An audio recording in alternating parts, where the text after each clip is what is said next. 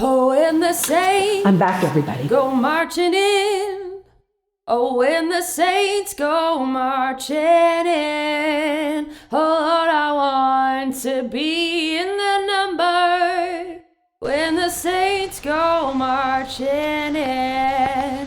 Well, tell me how your life changed as you were married and raising the girls and living in the beautiful home. But obviously, if you ended up inviting Aimee Semple McPherson to Ark City, something dramatic must have happened, because your social life, it doesn't appear, was focused around church life or spiritual things in those early days.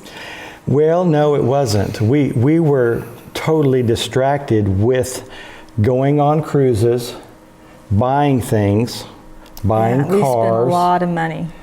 We loved to go shopping. We would go to Newman's Dry Goods and maybe spend $900 or so at a time. $900. Oh, Yes. all the time.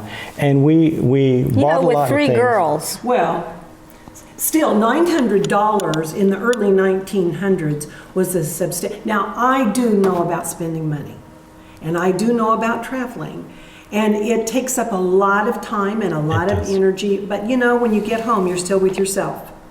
That's right. You're with yourself. And I began to feel, and I didn't really understand it, but kind of depressed and empty. And so I started to just spend more money, and I started to feel a little more empty. And then I started to have more parties and more drinking and more gambling and more spending. This is a rumor. And Okay. see, there was a lot of community sort of things at the house. But upstairs there was a little bit more party going on that had a whole lot more whiskey and a whole lot more gambling. And you know, Molly, I would tell Gabe, you know, Gabe, we've got to change our lifestyle. You know, this money might not be around for a long time, and we just have to. And, you know, the Methodist girls, the ladies club would meet over the house. And I went to church sometimes, but I really didn't have this relationship with Jesus. And I would talk to Gabe about it, that we just really need to change our life. And we heard that Aimee was coming to town in Wichita. Coming to Wichita. Coming to Wichita for 3 weeks. She was doing a campaign. And so we were curious, because... Now, what was that 1922? Yes, that was in May. In the 1st of May? May, 1922. Yes, it was right before. Right. And she, as I understand, as I recollect, is that she was traveling, doing evangelistic work in order to raise money for the temple that she was building in Los Angeles. The Los Angeles temple, was that the Angeles temple? Yes. I think where that's about the name. And so, and that was finished in 1923. Yeah, So she's right Right. here as her temple is being built back in California. And so it was 3 weeks. 3 weeks. Three She had weeks. services 3 or 4 times a day. Yeah, so she was seeing a lot of people. We heard about it, and see, she was something that no one had ever really seen before. She was the first woman to have a radio license. She was well known, really flamboyant, controversial, and even the people that weren't necessarily Christian or spiritual were very curious about her, because she was kind of a star. You know, she was a celebrity, and there was nobody had ever experienced anything like that. So we heard about it. Was that attractive to you? Is that part of the reason? Were you curious? I just thought it would be entertaining. I thought, well, we'll just go see this person, and I can say I went and saw her. I didn't really. I knew I was unhappy, and I knew there was more, but I hadn't quite connected the dots yet. But she was the one that encouraged me. We need to get up there and see her. Well, you know, another thing that attracted me to her is that she cared about the poor. She did. She went down to the shanty town, you know, by the river, and took up a collection and brought it down there to the people. She cared about the people. The gypsies followed her. The gypsies gave her lots of gold and money to support, to build her temple. So you were curious about her, but you also had a deep appreciation. Yeah, because for I her cared about the kind poor. We read about her Yeah, and all the we- stuff she was We doing. care about Yeah. the poor, you know. And we had done that sort of community work as well, but Right. she was doing it at such a level and was so well known. And you know, when I got a lot of my Osage friends to come up with us, and we motored down there. And what I was amazed by when we saw was the number of the gypsies that were there. And they usually weren't really kind of invited. And then there were blacks and whites worshiping together. And that's something that was kind of unheard of. In fact, it was illegal in some places. But she was ministering to everybody. And also the Osage and the Cheek tribes too. I just found that out, that there were Cheek tribes up there too. So it was Okay. very ecumenical Yes. gathering. Just everyone was welcome, and obviously she made this mixture feel welcome. Yes, she did. Yes. And so as you went up there with your Osage friends, you felt comfortable. They felt comfortable, and you felt comfortable. Yes. This Yes. is awesome. Well, something must have happened at the meeting. Oh, Let's get to that. well, go ahead. We're telling about everything that happened at the meeting. You know, at the meeting, oh my Tell us goodness. about, was there a choir? The choir was just phenomenal. It was people from all around, churches Music from all around gathering, pastors powerful. from all around and sitting on the stage. And that was unheard of too, that pastors would come together. Blacks, whites, Osage, you know, men, women, all together. But the healings, Molly, the healings, people coming out of wheelchairs, people that had walking with crutches, people that were blind and deaf. I mean, there was she prayed for everyone. I mean, there was hundreds of people coming, and yeah. hundreds of people every night getting saved, giving their lives to Jesus.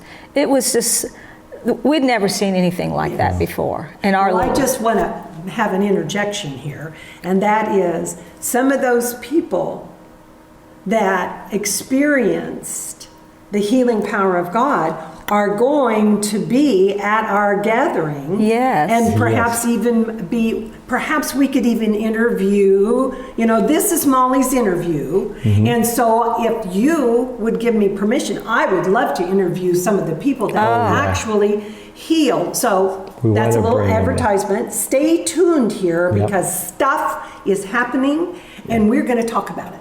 Right. Yeah. Right. And that's the reason why we invited her to come to Ark City. Yeah. Is because some of the people from Ark City went up there with us, and one of them in particular, and I don't know if I should tell it because it might spoil the fun, but a very important person was healed From Arkansas City. from Yes. Arkansas City. You knew them? Yes, Yes, and it was all in the paper. it was in the front page of paper. the paper. So it was big news at the time, and we'll probably tell more about that a little later. Well, I think that our guests that are joining us, that you've already got them inquiring in their thinking, so I don't think we can really hold back too much. Yeah. But let's go ahead and tell your story because this is fascinating that the Osage and the French Osage guy, Babe, Carb, what? Gabe. Gabe, And they have Gabe. they have to be edited. But anyway, so there is this multicultural event. Yes. She was ahead of her time, wasn't she? She was. she definitely was ahead of her amazing. It was time. amazing. She was amazing, and when she came out on stage, it was kind of electrifying because, well, as we said before, no one had experienced anything like that, and it was quite a production as far as the music, as far as what she said, but the healing and all that was not a production.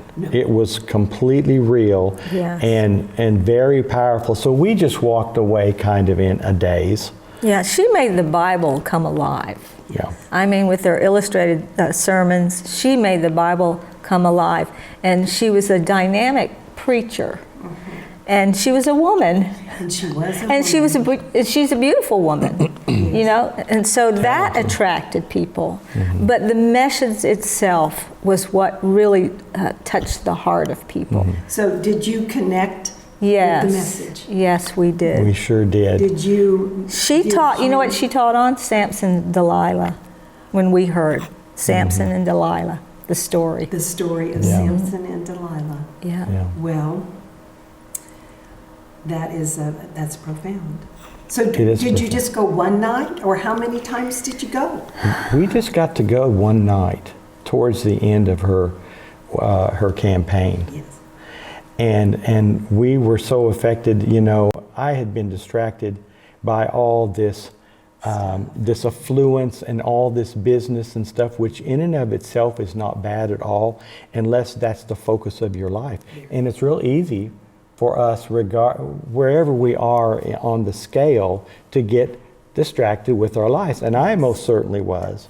But it came at a time where I realized there was something missing. And finally, when I went there, I realized what was missing, and that I needed a relationship with the Lord. I needed a real relationship. I wanted something that was not religious, and that's where I found it. Yes. Yeah. And we were, all of a sudden, our lives changed where we could use that house or use what we have to help other people, and also use our time or any talent or anything we have to do things that really mattered. So that was the defining moment. Your lives changed.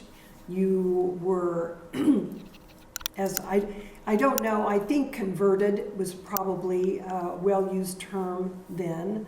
But in other words, today, we would use the term you were born again. We were born again. You were Right. born again because of the preaching of the gospel through Amy. Yeah. Yes. And so did you immediately think, we got to get that girl down to Ark City? Well, that was her idea. Yeah, well- I didn't think it was possible. I didn't even See, he think just went to one ask. night, but I kept Oh. going back up there. Okay, You know. now see, let's get the facts. Thought I knew everything. Well, let's Yeah. get this. Well, I was going to correct him, but I didn't, Well, you know, just he doesn't like to be hear a very corrected. submissive wife. So you went one time. It just took one time for you, but Ada goes and goes and goes. I go. And you fall in love. Yes. With this beautiful ministry Yes. of hope Yes. and generosity. And I get to meet with her, I get to eat with her, and I invite her to come back. And she says, well, if everybody in the town, you know, like the mayor and the WCA director and everybody agrees. Chamber of Commerce. It has to be, she wants everybody in the town to welcome her. She doesn't want just one person, but everybody in the town. Isn't that amazing? That is amazing. That's amazing because she wants the blessing of the whole town. That's a lesson for us, I think, today. I'll agree with that, absolutely. And so, in fact, because of who you were in the community, because of your influence, because of your good reputation among the folks here in Ark City, they rallied around and Sent her a telegram, Western Union, asking her to come. That's right. And she sent back a telegram saying, yes, do She you would have come. that telegram? I do have that telegram. Now, you know what we're going to do? We're going to have to take a picture of that, maybe not right this minute, but for those of you who are watching, you can actually see firsthand Amy Simple McPherson's response to the invitation. I think We have that would be very exciting. The Ministerial Alliance still has it in their records. Wow. But we have that, and so we were excited. You know, sometimes you wish for something big, and then it's happening, and you're like, "What are we going to do?" So we're excited about the fact that she's coming. We're very excited about that. Yes. We're excited that we get to be the stewards of this move of God that God wants to do in Ark City. What he did 100 years ago, he's going to do it again. And we believe it with all our hearts that we are supposed to steward this and that we're supposed to invite the mayor. We don't have a YWCA now. No. We don't have a Salvation Army now. But we have many churches, and we're inviting every church, and we're going out to Udall and all around. So Yes. you know what we're going to do? We're going to take a short break, and then we're going to come back because I want every detail. I'm a detail person, and I think that Ada is too. We're going to have to get you up to speed a little bit, Oh, Dave. But okay. anyway, what we'll do is we'll talk about the actual event. And she, Amy, and her mom were in your home, your beautiful home, and spent the night. That's right. Wow. Do you want to know about that? Stay tuned.